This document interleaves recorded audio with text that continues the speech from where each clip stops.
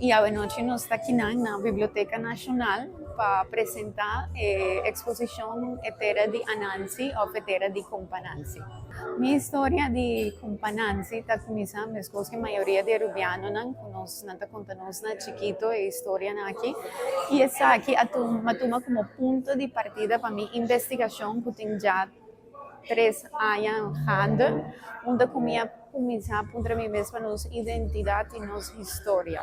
Então, a obra não conosco por waka a noite está passando uma investigação e uma tela-aranha de Nancy não turto bem junto a noite. Esta é uma investigação basada na nossa história, de nosso passado, mas que também tem influência de nosso presente.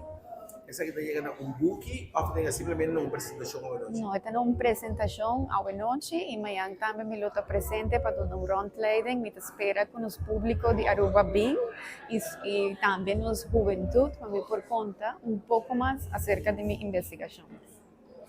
Después de Chávez, o me acuerdo que como se tem algum gênero que hace cabo, como na Guianabo.